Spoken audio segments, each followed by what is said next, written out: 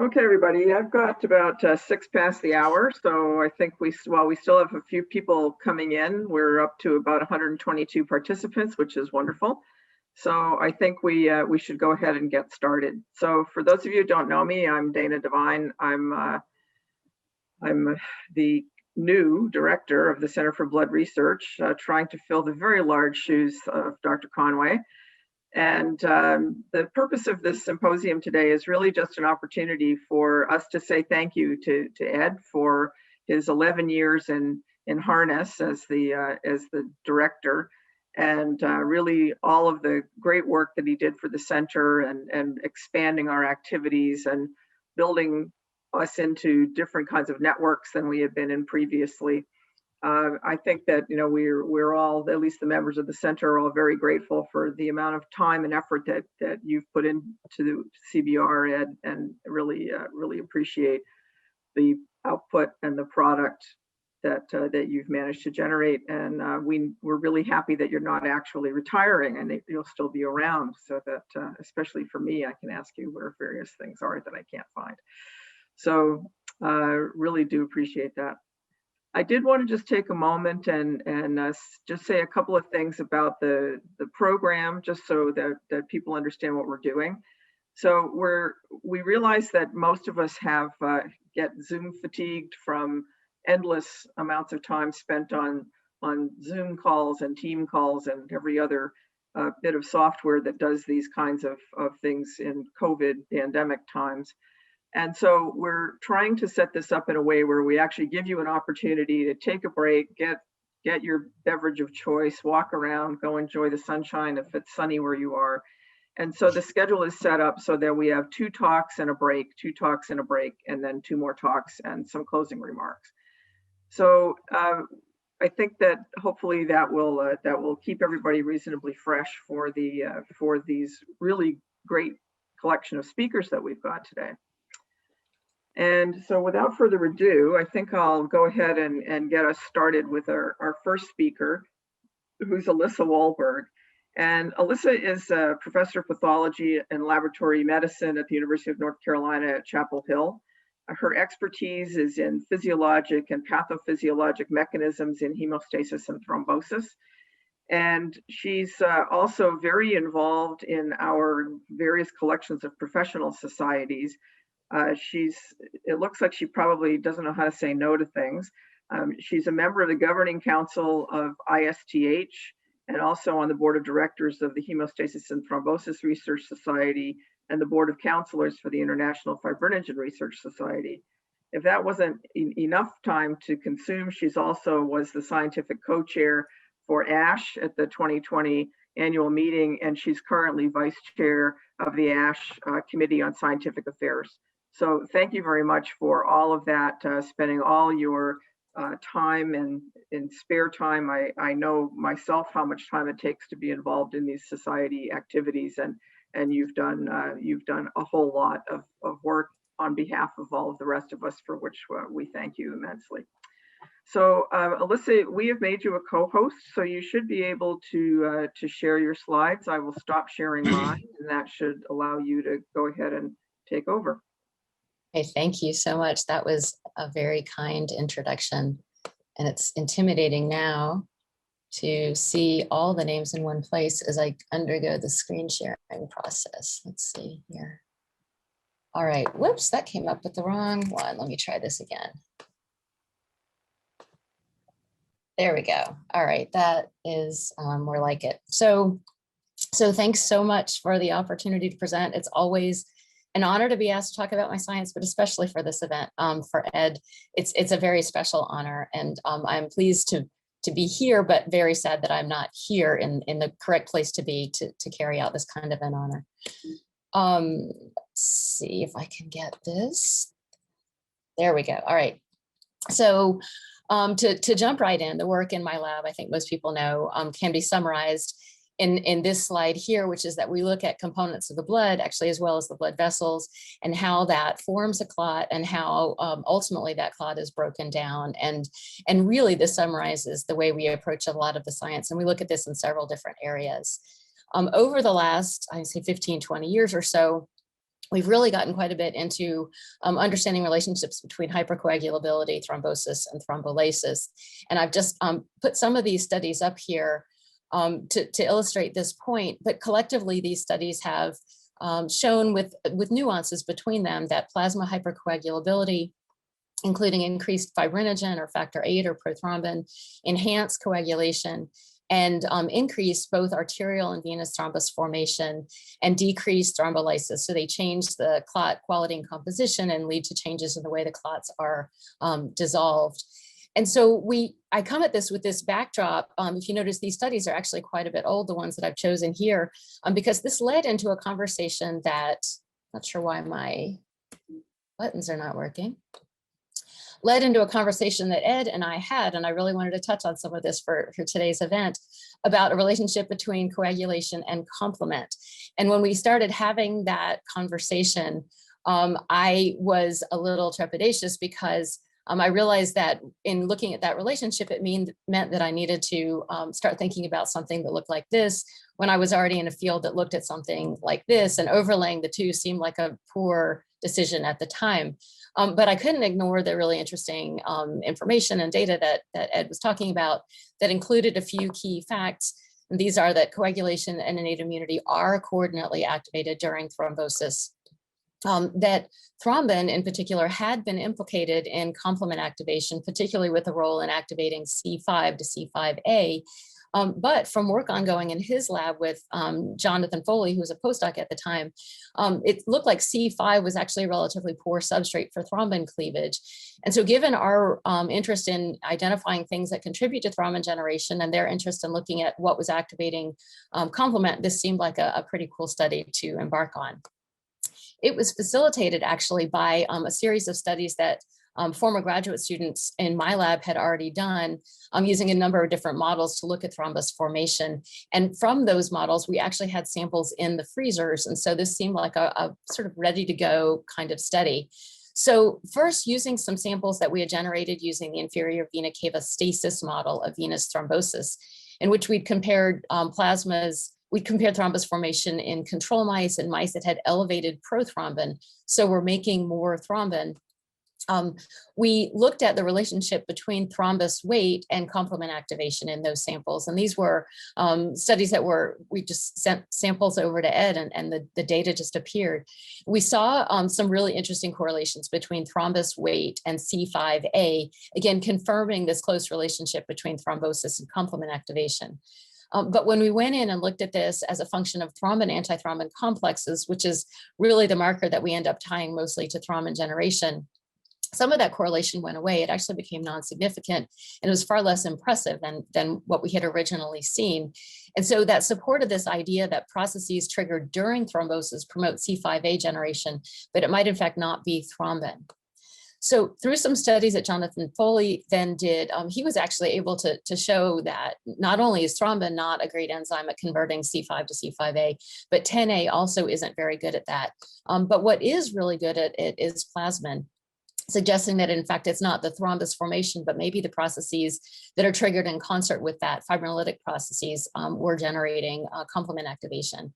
And so we took advantage of another set of samples that we had generated, this time with an arterial thrombolysis model, in which we had first triggered thrombus formation with ferric chloride and then infused tenecteplase or TPA derivative to induce thrombolysis. And when we looked at those samples, we saw, in fact, it wasn't just the presence of thrombus that was increasing C5, but the infusion of tenecteplase that was significantly elevating C5 or C5a. Suggesting to us, and in part inspiring the title of this talk, that plasmin was bridging thrombosis and the immune response by liberating C5a. And that ended up leading to the one publication that I have so far with Ed, but it was a wonderful experience. And so I want to highlight not only that publication, but also that in retrospect, although I didn't know it at the time, that work foreshadowed work that has taken place in my lab more recently. And that is what I'm going to transition to for the remainder of the talk. So we know from our field, and I'm going to go through this, what the basic process is that we're talking about.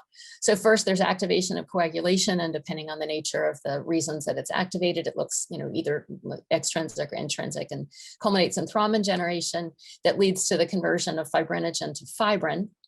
And then that fibrin undergoes cross-linking, one of my favorite reactions. And then fibrin actually mediates its own demise by functioning as a cofactor for TPA-mediated conversion of plasminogen to plasmin.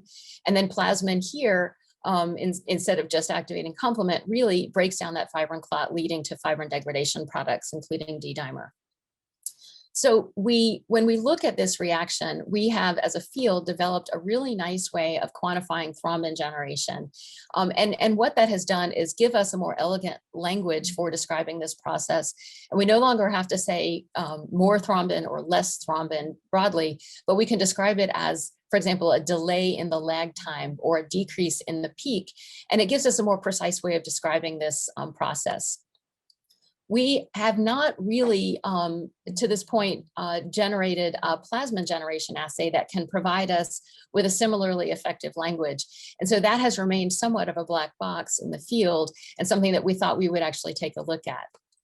So to that end, Adam Mishta is a researcher actually working with Synapse, but he came to my lab for 2 years to do a postdoc with the goal of generating a plasmin generation assay and characterizing this, and then trying to apply it to understand biology. So the assay itself starts with a well, and we did all the initial assay development with mice, genetically engineered mice, because they were great tools for characterizing the assay. We trigger the assay with tissue factor and lipids. And when we want to look at plasmin generation, we also include TPA. And we calibrate it with an alpha-2 macroglobulin plasmin complex, just like is done in calibrated automated thrombography or the thrombin generation assay. We include a plasmin-specific fluorogenic substrate and trigger the assays by reconstituting with calcium to reverse the citrate. When we do that, we get an accrual of fluorescence that can be derived. We can derive a first derivative from that curve, and then apply the same parameters that we know and love from thrombin generation assays. That gives us a way to describe patterns in plasmin generation. And then just to remind you, this looks very much like thrombin generation. So this is a comfortable space for us to be in as we start thinking about this mechanism. To characterize the assay, we used a number of genetically engineered mice, and a lot of these are in collaboration with Matt Flick's group. We used plasminogen deficient mice to show that in the absence of plasmin, we don't see a signal, making this a very nicely specific substrate, and even better than the thrombin substrate is for thrombin. We can suppress plasmin generation using alpha-2 antiplasmin by doping it into plasma, again, demonstrating the specificity of the reaction.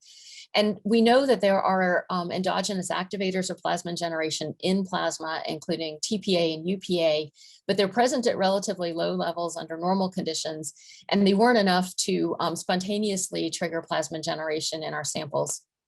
So instead, we include, as I said earlier, tissue plasminogen activator in these reactions, and we can, and the reactions are very dose responsive, so we can nicely tune the reactions to the amount of fibrinolytic initiator that's present. And so that's given us some control over the reactions and enabled us to apply it in a couple of different places. I mentioned that fibrin mediates its own demise, as we usually describe this, in that it allows for the assembly of TPA and plasminogen on the surface that support plasmin generation.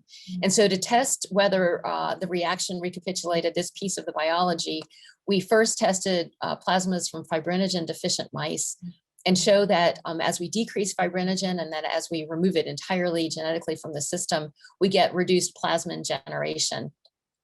And then to go one step further and determine whether this is a loss of fibrinogen or actual fibrin in this reaction, we use this elegant mouse that was generated by Matt Flick called the fibrinogen AEK mice that have normal levels of circulating fibrinogen, but are unable to undergo polymerization into fibrin.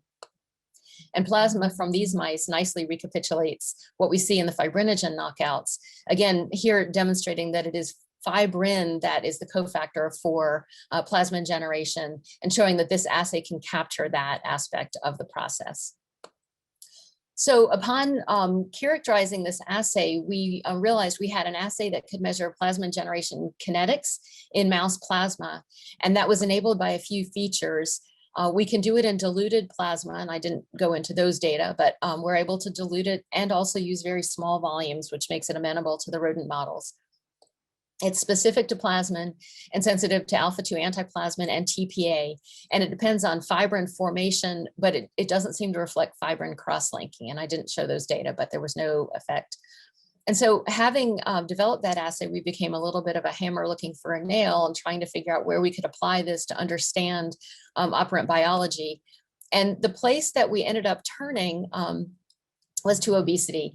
And when we first began talking about these data, it was literally in the weeks before COVID came out, when I could say with a straight face that obesity is a global epidemic. But obesity is still a global epidemic. And so I can still cite this, even though it's a little late now, or in the middle of another whole problem. But at any rate, obesity affects about 500 million adults worldwide, defined as having a body mass index over 30. And that includes about a third of the US and European populations. So there are a number of sequelae associated with obesity, and we're familiar with many of these, including sleep apnea and high blood pressure and cancer and things like that. But if you look on the bottom right, venous thrombosis is really what captured our attention, because it's something that we'd already had experience with and something that we could really get into thinking about fairly easily.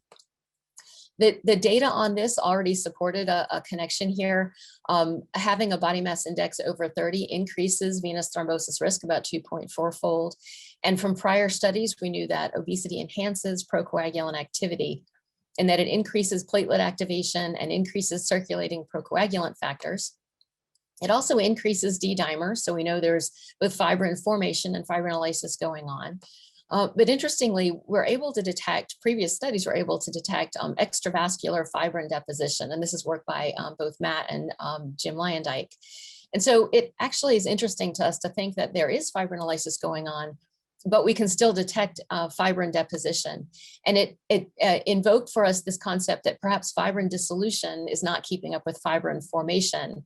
And as a hemostasis investigator, anything having to do with a change in the balance is an intriguing situation. And so that's what we began to investigate. So what we did, and this is in collaboration with Jim Lyondike's group, is to take mice and feed them either a control diet or a high-fat diet. Here we went 12 weeks, but we've also tested this in mice fed for 16 weeks and with different fats in the diet. We took those mice and weighed them and performed some liver histology, clinical chemistry, and we collected plasma from those mice. And just a very brief characterization to show you that, in fact, the high-fat diet-fed mice gained more weight than the control mice. And in fact, they have increased circulating fibrin degradation products, showing that they mimic the pathology seen in humans.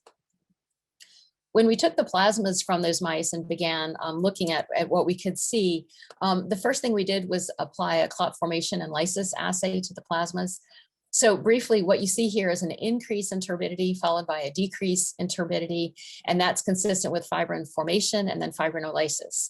And if you look at the red curve relative to the black curve, you see that the mice that were fed a high-fat diet had a delayed clot lysis time, and that's quantified in the bar graph on the right. And when we take that and we break it down into its constituent parts, we look first at thrombin generation, and we see that the high-fat diet-fed mice had increased thrombin peaks, consistent with this prothrombotic procoagulant phenotype. But the interesting part really happened when we applied the new plasmin generation assay, in that we saw significantly delayed plasmin generation kinetics, and really profound. It wasn't even a subtle effect, suggesting to us that there were changes in both procoagulant and fibrinolytic activities in the mice. So the logical suspect for us to take a look at was elevated PI1. This is plasminogen activator inhibitor, because it has been documented already in obese humans and would have made a lot of sense. In fact, total PI1 is increased in the high-fat diet-fed mice, as well as the active, conformationally active form of PI1. We know from studies in humans that PI1 correlates with body mass index. And in fact, we saw that these markers correlated with body weight in the high-fat diet-fed mice.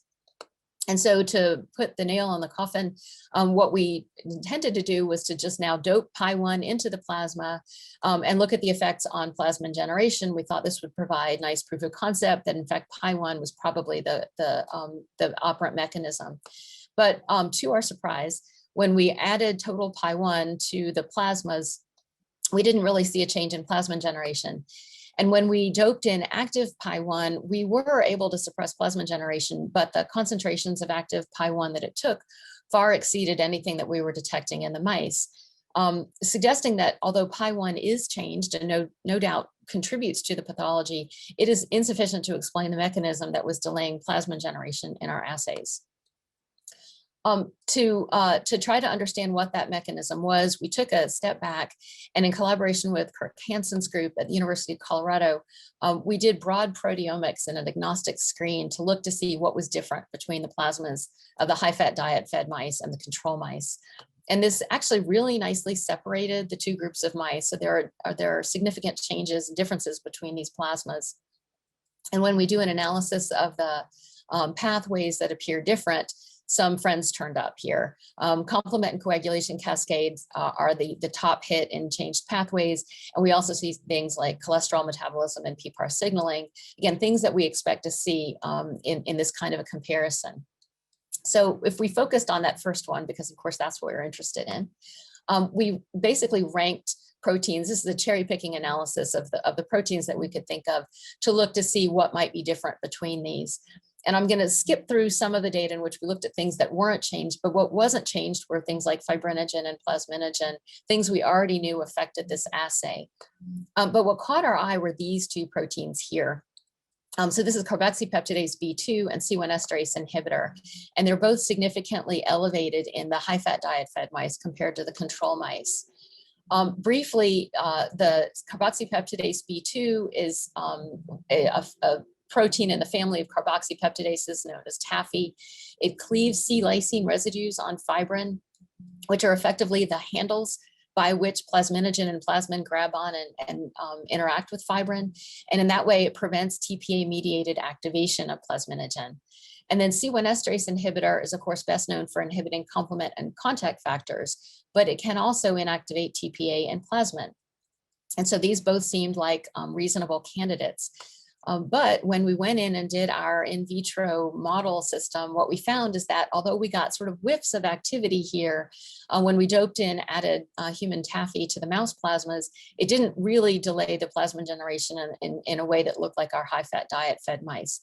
So this also seemed like we were striking out. But we started thinking a little bit more about the biochemistry and went on a glorious run through the literature.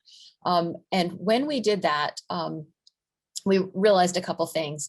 First, although thrombin activates TAFI, it is thrombin activated, it actually is a fairly poor reaction, but the reaction is vastly enhanced by the presence of thrombomodulin that increases the efficiency of this process about 3 orders of magnitude. And we see this here in a really elegant but quite older paper now. And so we speculated that maybe there was some thrombomodulin that was present and maybe not even detectable by our proteomic assays. So using an antibody against mouse thrombomodulin that we got from Chuck Esmond's group, we first did some Western blotting to look for evidence for soluble thrombomodulin. We see this here, and it's a little bit hard to work with here because we're also picking up, I think we're picking up some immunoglobulins that are present in the mouse plasmas as well. But nonetheless, we see a darker band consistent with where soluble thrombomodulin might run. We see that in the high-fat diet-fed plasmas compared to the control diet-fed mice. That band intensity did not correlate with any of the thrombin generation parameters, but it correlated really nicely with the plasmin generation parameters, and in particular, the ones that were significantly different between the two groups of mice. That also still didn't completely satisfy us because although thrombomodulin can convert TAFI to activated TAFI, it is far better recognized for its role in shutting down coagulation via the activated protein C pathway that inactivates the cofactors. But another run through the literature actually shed some really interesting light on this reaction. I'm showing some data here from Laurent Mosny and colleagues, but Mike Neschheim, Mike Mofa have also taken a look at this. And the chemistry, the biochemistry of this is interesting in that low concentrations of thrombomodulin seem to augment TAFI, but higher concentrations of thrombomodulin are what activates protein C to activated protein C. And so we reasoned that perhaps we were operating at these levels of low thrombomodulin concentrations that were really tipping the balance in favor of this antifibrinolytic activity of TAFI. So to test that, we returned to our model system where we could precisely dope in concentrations of exogenous reagents. Here we added recombinant mouse thrombomodulin to the reactions. And what we saw is a really beautiful dose response with respect to the kinetics of plasmin generation that strongly recapitulated what we had seen in the plasmas from the high-fat diet-fed mice. Interestingly, these concentrations of thrombomodulin weren't enough to alter thrombin generation. It took much higher concentrations of thrombomodulin to do that in these mouse plasmas. And that by combining those two things, when we looked at our turbidity assay, we saw similar onset of fibrin formation, but a significantly delayed clot lysis time, again, very similar to what we saw in our high-fat diet-fed plasmas. So finally, we returned to our actual plasmas to do proof of concept with this with a functional assay. We first tested an antibody against mouse thrombomodulin that's inhibitory, again, that we got from Chuck Esmond. If you look at the curves on the left, actually, the more I look at the slide, I think that does a better job of conveying the data. If we include that antithrombomodulin antibody, we can erase the differences between the control diet-fed mice and the high-fat diet-fed mice. We can also erase that difference if we include potato tuber carboxypeptidase inhibitor that would inhibit TAFI or other carboxypeptidases, suggesting to us that this mechanism that's altering plasmin generation here is due to a thrombomodulin and carboxypeptidase, likely TAFI-dependent activity. And that is what we think here is taking place. So the last thing we did is to revisit this original premise, which is that the idea of a balance is altered, that the balance of procoagulant and fibrinolytic activity is altered in these plasmas. And because we had this assay that had a similar language for describing the parameters, we simply constructed this as a ratio. So what we have here, using lag time as the example, is a ratio of the thrombin generation lag time to plasmin generation lag time. And what we see is that this number is smaller, showing that there's a shorter time to getting fibrin formation than there is compensation in getting plasmin generation initiated. And if we extend that then to the time to peak and the velocity, what we see is that in each case, this balance is tipped in favor of procoagulant activity, not fibrinolytic activity. Such that when we finally look at peak, even though we have a significant plasma generation peak, at that point, what we think is maybe what's going on is that it's too little too late. That once there is fibrin deposited, then it becomes much more complicated to both overcome procoagulant activity and dissolve the fibrin that is present. And that may help explain why there is D-dimer and yet fibrin deposition in obesity and may help show some of that pathology. So in addition to the early conclusions we have from this assay, our work has shown that we think high-fat diet alters both plasma procoagulant and fibrinolytic activity, and it does so by increasing thrombin generation and delaying plasmin generation. Our data suggests that abnormal plasmin generation is not fully explained by altered PI1. So I want to be clear that PI1 is altered, but there seems to be the secondary mechanism that may contribute to the pathology. We think that's explained by increased soluble thrombomodulin and a carboxypeptidase activity that work to delay plasmin generation. And ultimately, if we look at the gestalt of this, it's the dysregulation of the procoagulant and fibrinolytic balance that might contribute to the pathophysiology of obesity. So since we developed that assay, we've conducted a number of other studies that I didn't present, but just to make the point that we've extended this now to human plasmas and looked at bleeding and antifibrinolytic therapy, tranexamic acid in particular, and shown that the assay is sensitive to those conditions.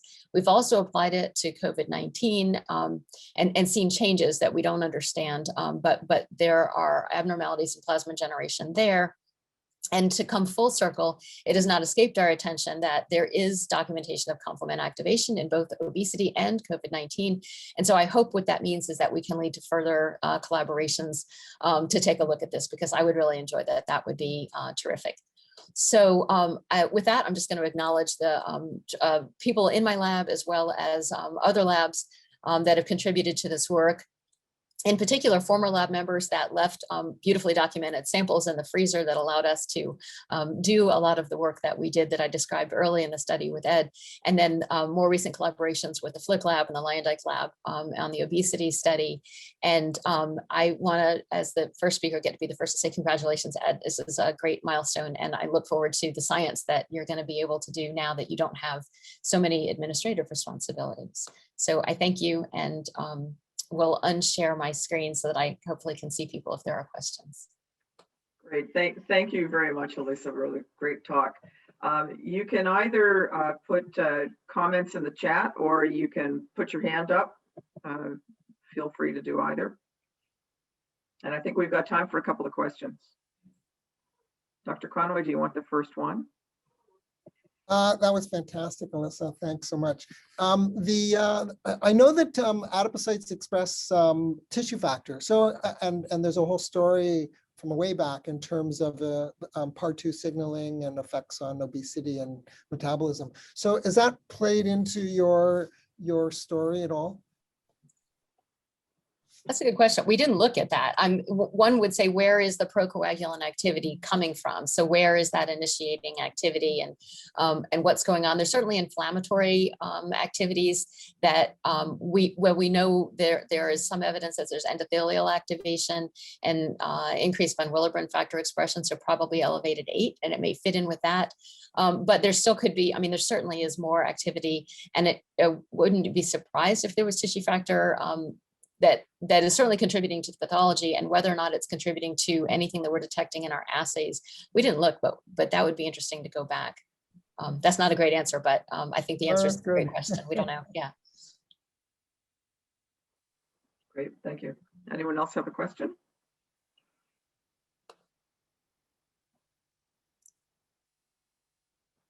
Okay, if not, thank you very much, Alisa. That was really interesting. Thanks. And we'll move. Whoops, we've got I do see a question in the chat box. Great talk. You said the plasmin generation depends on fibrin formation. So what happens when the fibrinogen molecule is affected, like oxidation, for example? That is a great question. We wonder that. We know that it takes very little fibrin in this assay in order to facilitate plasmin generation, but I am very interested in wondering if there are changes in fibrinogen and fibrin that might change the way TPA and plasminogen interact with the molecule, or the way plasmin can cleave it, that would also change the way we're detecting plasmin generation. And it'd be interesting to look in things like diabetes, where there's glycation or oxidative damage, and take a look at that. And we just have not gotten to those studies yet. If someone has samples that would lend themselves to that study, I would be thrilled to look at those. So is soluble thrombomodulin the way to go? Are we going to be treating our patients with obesity with soluble thrombomodulin? I think that would be a dangerous proposition because of this relatively narrow window between altering fibrinolysis and altering coagulation. Yeah. We speculated as we were putting together a discussion and really thinking about this, whether carboxypeptidase activity, TAFI, might be a better target for altering the way fibrin is cleared, simply because historically the TAFI deficient animals, knockout animals or treated, have very little bleeding. That's been part of what has made me think maybe it isn't a major contributor in a lot of settings, but it also might be what makes it a safer way to target that pathway. That's pure speculation. Okay, great. Dr. Prysdale, did you have your hand up? I sure did. I was wondering, and especially with Nigel on board here, about beta-2 microglobulin as a prominent hit in your proteomics scores. You know, that's a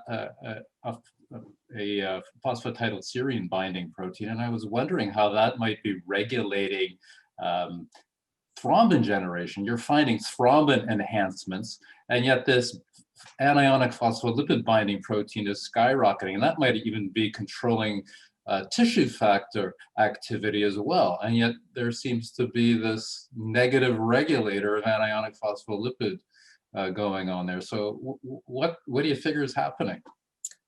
That's a good question. You know, the funny thing about doing proteomics is that it turns up a ridiculous amount of data. Well, sure. And then determining the functional outcomes of that become a challenge. We didn't look at that. We honestly, when we saw the changes in the fibrinolytic, the proteins related to fibrinolytic activity, and what we were looking at was a change in plasmin generation, we focused on those. So there's a wealth of data buried in the proteomic analysis for us to go back in and do functional experiments with any of those.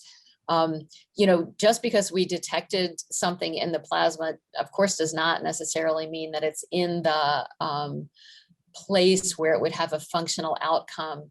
But you're right. If we've seen proteins that we would expect would downregulate procoagulant activity, and yet what we're seeing is enhanced activity, that's ripe for further investigation. We need to go back and take a look at some of those. Were those quantitative proteomics assays, or were those just really strong positive hits? They are quantitative, semi-quantitative in the sense that we did those by integrating the area under the curves in the hits that came in. And we spot checked in the proteins that we spot checked in with traditional ELISAs and found really tight, really nice correlations. So I think that method without a standard can't translate into an actual concentration, but it seems to provide a really good qualitative and semi-quantitative number for us to operate under. So it's my understanding that the hits that had the larger changes are in fact showing us some quantitative information. Thanks. As always, that was a beautiful talk of incredibly complicated pathways. Thanks. Thanks. Okay, and Alisa, there's a question from Dave Farrell in the chat box, but I think just to try to respect the time and the schedule, I'm going to move forward. So maybe you could answer him in the chat box. I will. Yes, thank you. Thank you again. Okay, our next speaker. I mean, and there's an interesting connection here. Our next speaker is Kellie Machlus, who's an assistant professor at Boston Children's Hospital and Harvard Medical School. And Kellie actually did her PhD for Alisa. And then she moved on to Boston and did a postdoc for Joe Italiano, who I'm also pleased to see is with us today. And she had I think a change of thinking about hemostasis and has moved on to megakaryocyte biology. And so Kellie's work is really looking at molecular mechanisms of megakaryocyte development, and really trying to understand how inflammation affects megakaryocyte function. She's done some really fascinating work in this area, and she's going to share some of that with us today. So Kellie, we've made you a co-host, so you should be able to run your own slides. Great. Well, thank you for that introduction. I can't believe you're making me go after Alisa, who taught me everything I know. So how am I supposed to top that? But I mean, honestly, it is an honor to be here. We talk about a star-studded cast of speakers, but I feel like this is a star-studded audience. So I feel really lucky to be here. I feel like emotional. I wish we could all be together in person to honor Ed. His contributions are wonderful. He's a great scientist, a great person, and we're, I think, all really lucky to have him. So normally I really encourage a lot of participation and during my talk, and I invite you to follow me on Twitter since we're all online now, but start with this slide, introducing platelets in the blood, which I think is something that we all are pretty familiar with, but yeah, many people know them as the bandages of the blood. However, one of the things that I would like to highlight here is their participation in other things. This is kind of going to be the focus of my talk today, the other jobs of platelets and really megakaryocytes. So of course, while platelets do play a role in hemostasis and thrombosis, they also are full with these granules that have incredibly diverse components. So they participate in everything from wound healing to angiogenesis, malignancy, inflammation. They're found to be antigen presenting. I mean, the list goes on and on. How are platelets made? So my personal love, megakaryocytes. So megakaryocytes are derived from hematopoietic stem cells that reside mainly in the bone marrow. And they differentiate into megakaryocytes under the direction of thrombopoietin or TPO, which signals through the MPL receptor. Megakaryocytes are very large and very rare cells. They're easy to spot on H&E stains. And they have some unique features that I just want to point out. The first is they have a polyploid nucleus, as you can see here. On average, the megakaryocytes in the bone marrow are about 16N. In addition, they have what we call an invaginated membrane system, which is represented here. So it's continuous with the plasma membrane, but is all these extra folds, kind of like an intestine. It's necessary for proplatelet formation, and we think it's what provides the extra membrane for all those proplatelets and platelets.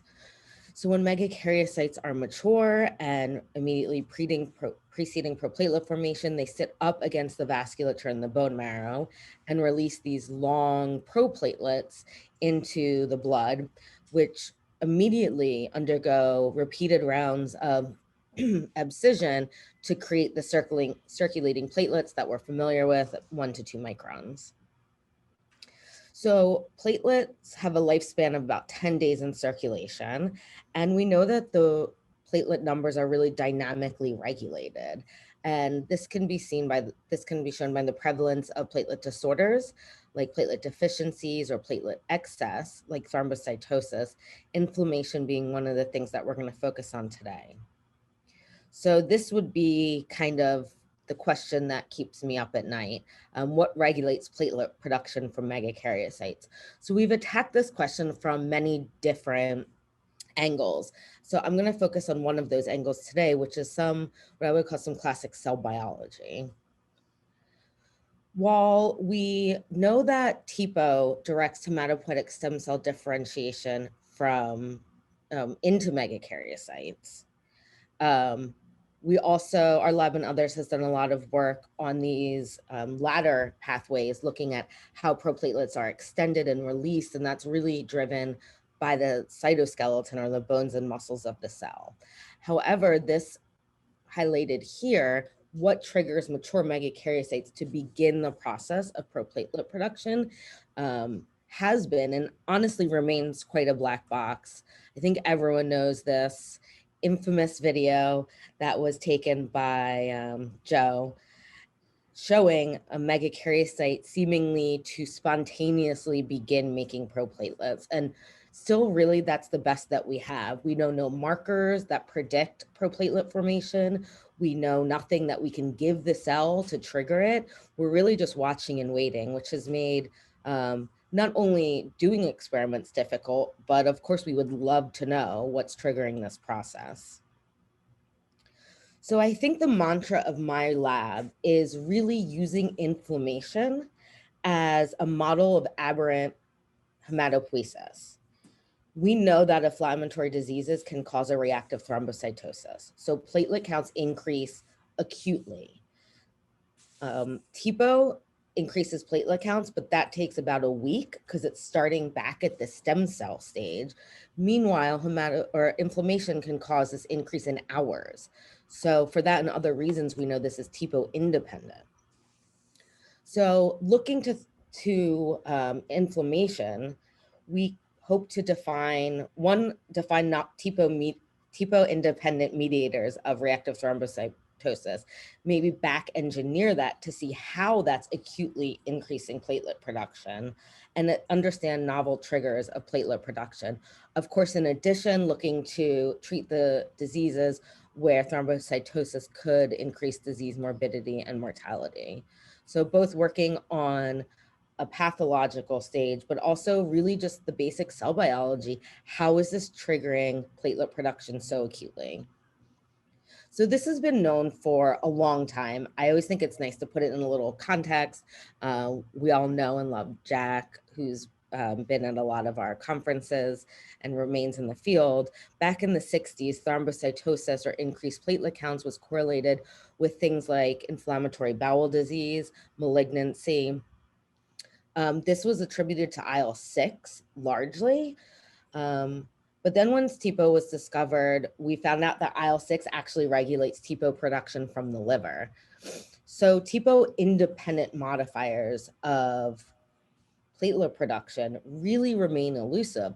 Although one of the things that's like super interesting, maybe like a dirty little secret of the field, is that both TPO knockout mice and MPL knockout mice have platelets, and you can keep them as knockout mice and breed them, and they're low platelets, but they have platelets. So there is this holy grail out there. We just don't know what it is. A couple years ago, we did find something that modifies platelet production, which was the chemokine CCL5 or RANTES. And we found that we could increase proplatelet production from megakaryocytes.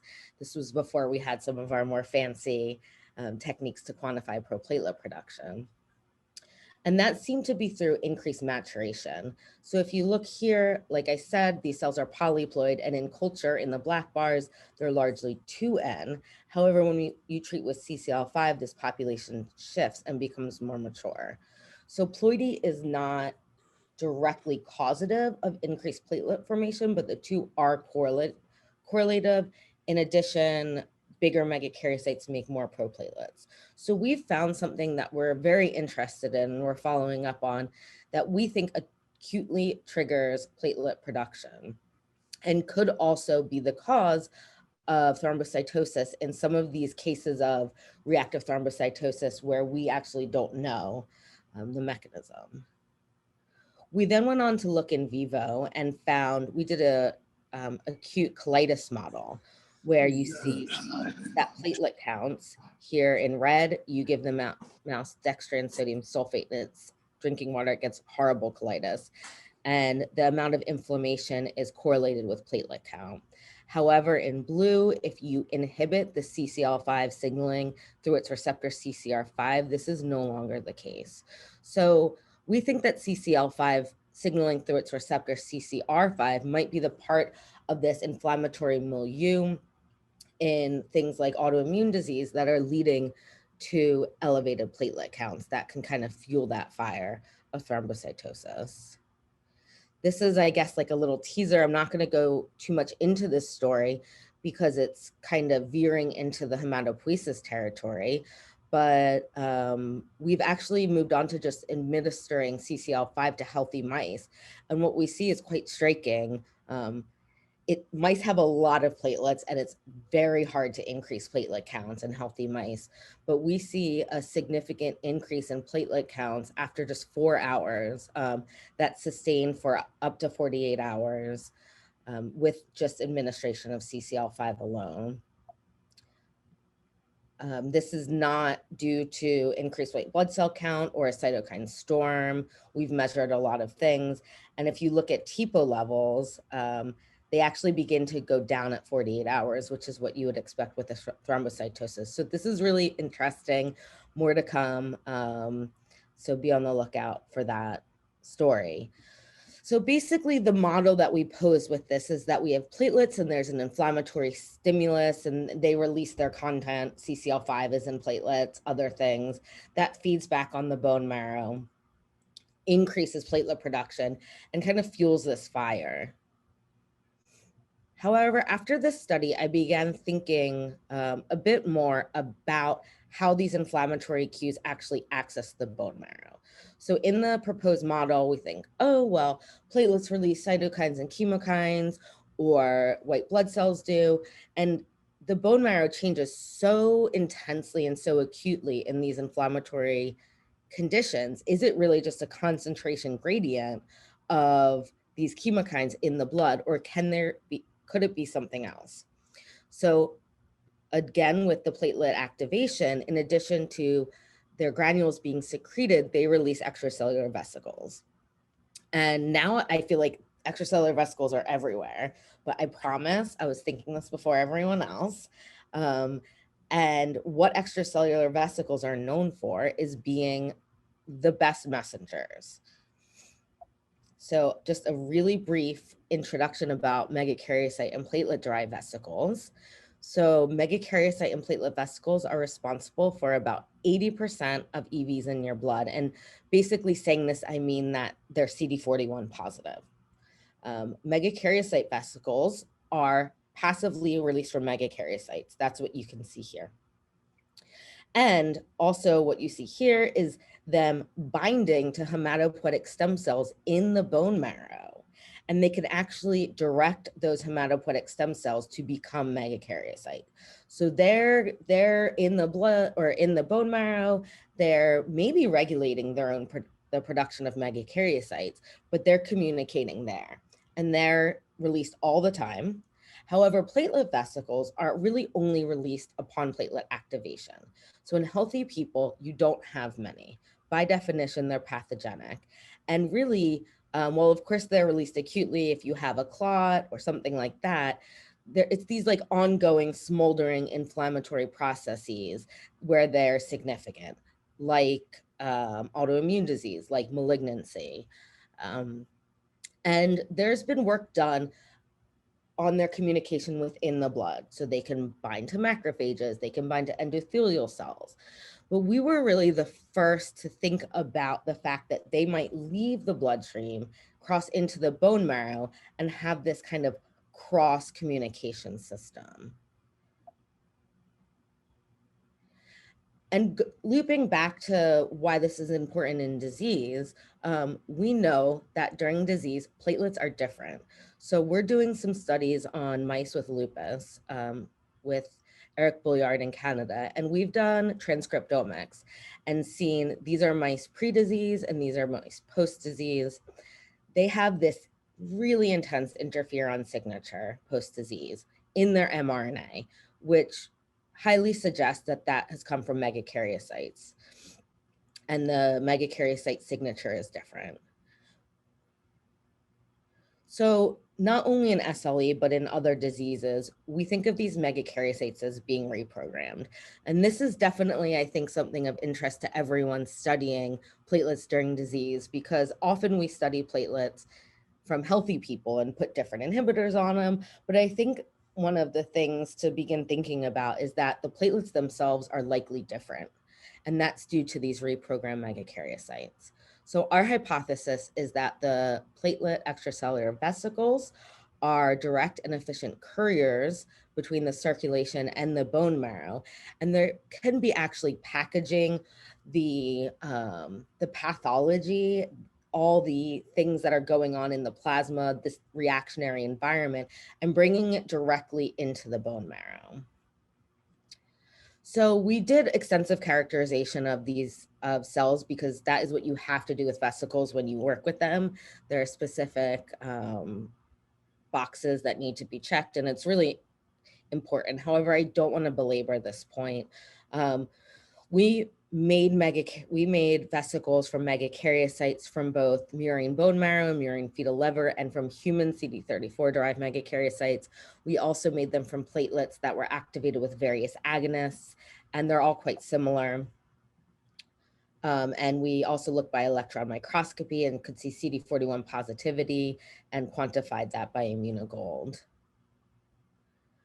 One of the things that we really were hoping to do was find ways to distinguish platelet vesicles from megakaryocyte vesicles. Because if we section a bone marrow or if we flush a bone marrow and we stain for CD41, we have no idea if that's derived from a platelet or a megakaryocyte. And to us, it was a lot more interesting thinking about vesicles from platelets that left circulation.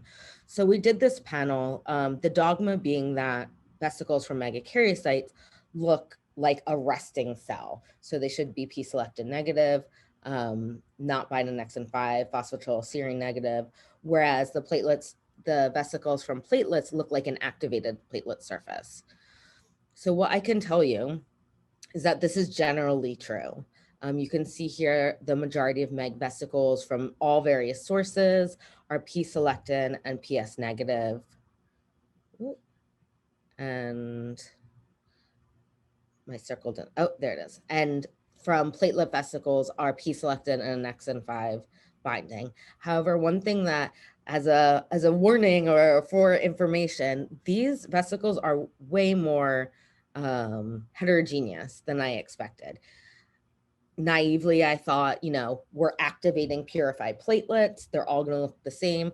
And honestly, who knows, maybe there are different populations of platelets too. I think that's something that people have begun thinking. But the populations of vesicles that you get are quite heterogeneous. So really, we haven't yet found a marker that faithfully distinguishes megakaryocyte vesicles from platelet vesicles. Because of that, we tried to get a little fancy and do experiments where we could be sure that we could follow the vesicles once infused. So we use MPL knockout mice. These were also nice because the platelet counts are quite low. So we could reconstitute them with fluorescent platelets that have the MPL receptor. So these are fluorescent platelets from wild type mice. We then gave them a little bit of LPS because we needed platelet activation to make vesicles. And you can see that here, our platelet gate, without LPS, we have very little small CD41 positive events, and this increases greatly in whole blood. In addition, it was really nice with this low level of platelet baseline. Over 70% of circulating platelets were our fluorescent platelets, and even after 4 hours, that remains about 50%.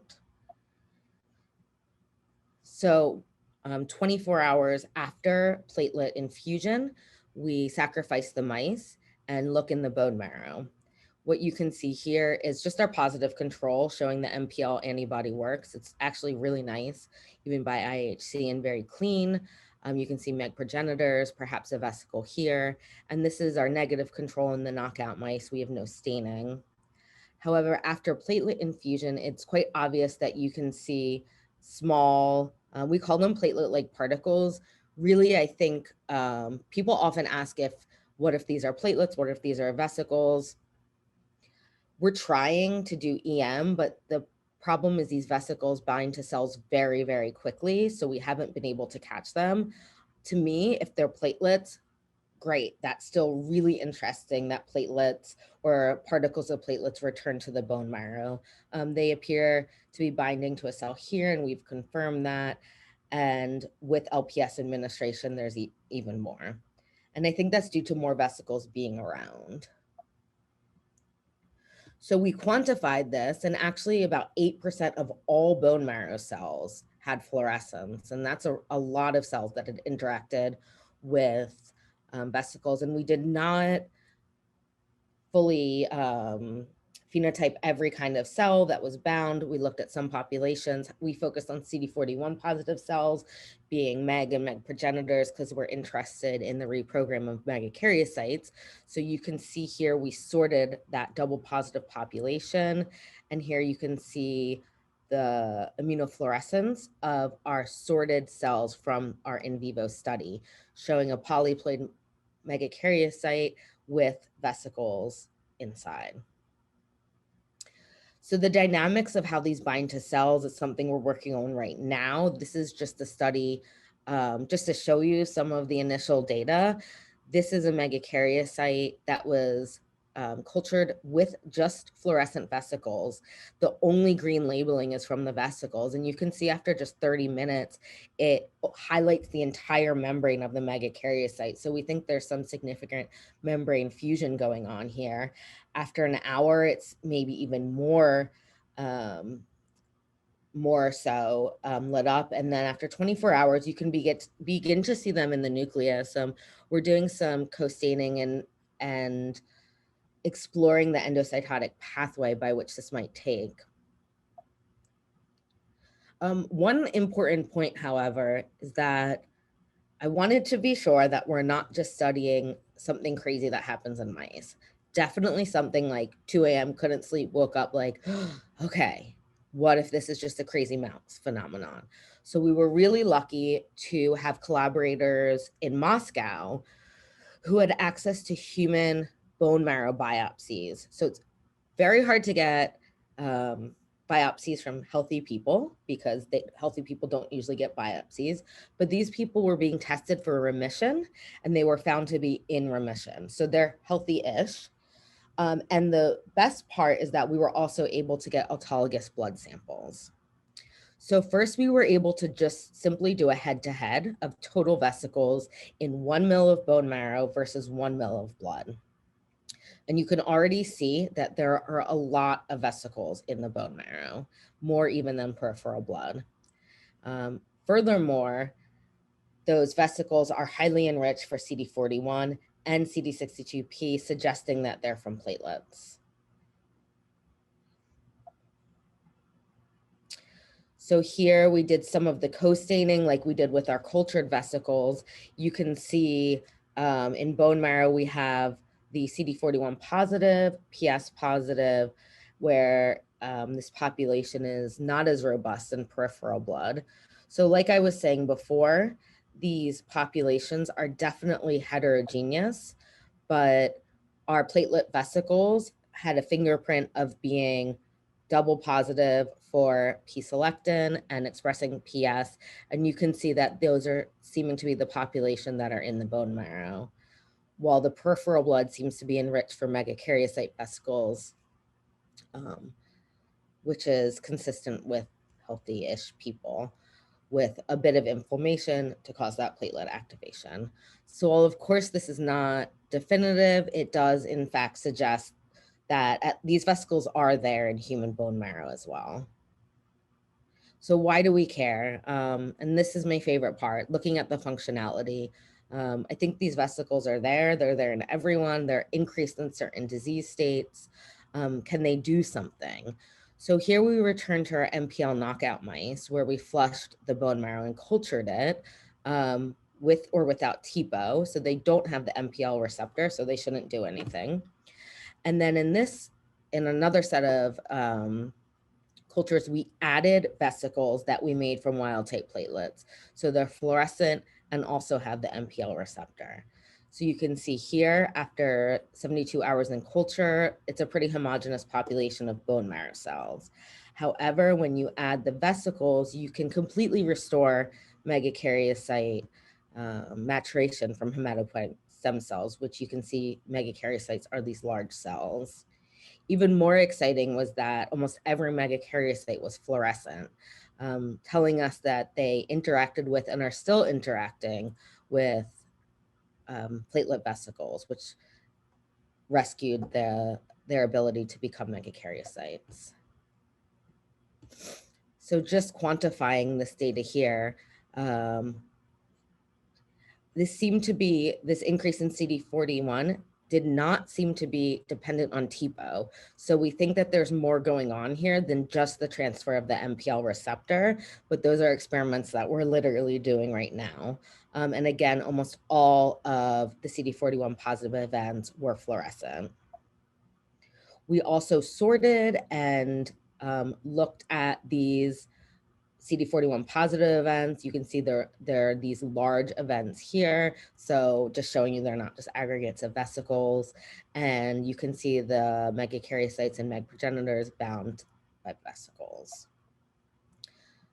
So with that, I'm gonna end on this very oversimplified schematic of inflammation, which increases things like CCL5, different cytokines and chemokines, which we think drives increases in platelet counts.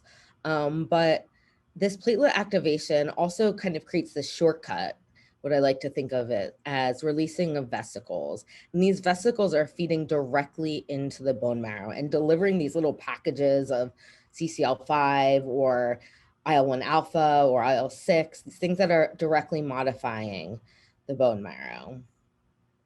And we think that this really could be a new player in inflammation-regulated emergency hematopoiesis, and could be describing some of the causes of that thrombocytosis. So with that, I'm going to end. This is a rather new project, and we're really excited about it, and we're really open to collaborations in your disease of interest. I have an amazing group here who has kept me sane through this crazy year. My lab members, Shauna, did a lot of this work, although she's back in Australia now. Of course, Joe and his support, and Children's Hospital, our funding sources, and I'm very happy to take any questions. Great. Thank you very much, Kellie. Very interesting stuff. Yeah. You can put questions in the chat, or you can ask them. We'll give the guest of honor the first option, Dr. Conway. Okay, yeah, I'd love to. First of all, I just want to recognize that Kellie has, as soon as COVID hit, Kellie organized a blood and bone seminar series that was oversubscribed, like right at the start, that was oversubscribed. It was daily and was oversubscribed for months. Talk about glue in platelets. I mean, she really was the glue of a huge a research community that was fantastic, and it's continued on, and she's to be applauded for that in many ways. A really huge impact. So just to take an opportunity to recognize that. Then, true to form, she's diving into an extraordinarily difficult project in my mind. I mean, it's unbelievable. I do have a question. So these microvesicles, do you think that they're internalized into the megakaryocyte and then carrying signals, or are there receptors for these microvesicles? And are they specific to megakaryocytes? Are they impacting on erythropoiesis and on myeloid differentiation and proliferation? I mean, okay, so we all know the answer is like, yes, all of the above. But I think that, I don't think it's specific to megakaryocytes. We've looked at other cells, but like thinking about all of that makes my brain explode. So we have to kind of pick one thing. But I do often think about megakaryocytes because they're poised at the vessel. So I think that that cell might be one of the first things they see when they cross into the bone marrow, and then they bind them up really fast. We're going to do more specific characterization of exactly what cells they bind to. And I think it would be very interesting if there were certain cells that they don't bind to, and that might give us clues to their mechanism of being endocytosed. I think it's more of an endocytosis process. I don't think it's receptor mediated, although that's something we're also going to test. I think they're processed through the endocytic pathway. We're doing some co-staining for that, but I think it's really interesting. I mean, first, I really wanted to nail down functionality, and that's something we're still focusing on because no one cares how they're processed if they don't do something. But it does seem crazy to me that a receptor or a protein or an organelle that they could pass on works. So something, it has to be protected in some way. It's not ending up in a lysosome. I don't know. Now that we feel confident that they're doing something, we're going to try to nail down these mechanisms more. Great, thanks, Kellie. We've got two hands up. Hey, Uni, you get the first question, and then Christian Castro. Thank you, Dana. So, Kellie, that was a wonderful talk, and also congratulations for both Alisa and you. So that's very successful. So I'm very happy for you to, have such a wonderful productivity. Let's say that way. So I have a question regarding this platelet-derived vehicle. So you show that beautifully that could interaction with bone marrow cell in vitro.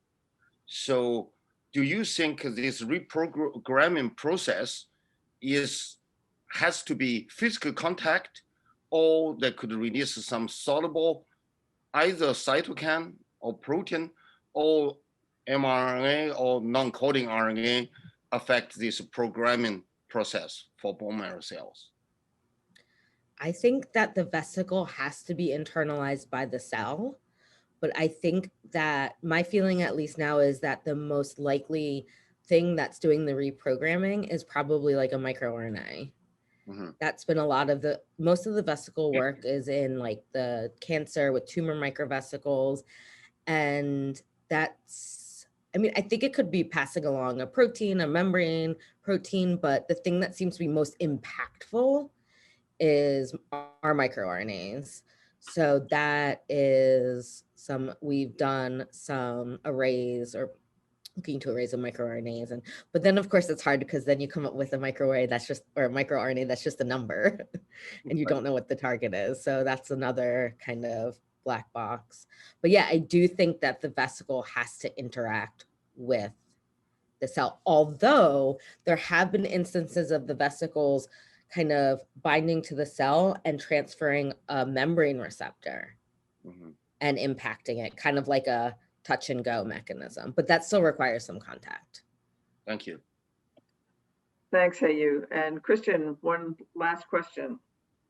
Thanks, Kelly. It's amazing biology. It's really surprising that platelet microvesicles can get to the megakaryocytes. There's been huge efforts in RNA therapy and nanomedicine to develop lipid systems like vesicles and lipid nanoparticles to target the bone marrow. But for the most part, those systems, those lipid vesicles, vesicle-like systems don't get to the megakaryocytes. So it makes you wonder, really, what's different about the platelet-derived vesicles, whether it's lipid content or other components on the surface. Is that something you're digging into yet? It is, and of course we've thought about this. We're beginning to develop a program for, thrombocytopenia in neonates. We're interested in, since platelet transfusion in that group is so challenging, and these might be able to restore platelet production. However, so I'll say this. When you first infuse these vesicles, which is great, they're in platelet transfusions for years. They're proven to be non-immunogenic. You infuse them, you can find them after an hour everywhere you would expect, in the bloodstream, in the liver, kidney. Then they're gone very, very quickly, within 4 hours. In the bone, they stay there. So I'm not sure that it's that they're specifically homing to the bone marrow as much as they're specifically staying in the bone marrow. And perhaps because that's a privileged environment, they're not, being surveilled for clearance, and that they bind so quickly to the cells, they're there for, we've looked a week out. So they remain there, whereas they're cleared other places. I'm not sure if there's something about them that allows them to get there in the first place, but in my mind, their ability to not get cleared is kind of the more important part of them staying in the bone marrow and having their long-lasting effect. Cool, thank you. Thank you. Okay, thanks very much. I'm just conscious of the fact that I promised you guys a break, and we should take one now. So we're going to take an 11-minute break and come back at 1:30. So thank you very much, Kelly. That was really interesting. Thank you all so much. This was great. Yeah, you've got a couple of questions in the chat box. Sure. Yeah, I'll answer the questions in the chat. Okay, thanks very much. So see you guys all at 1:30.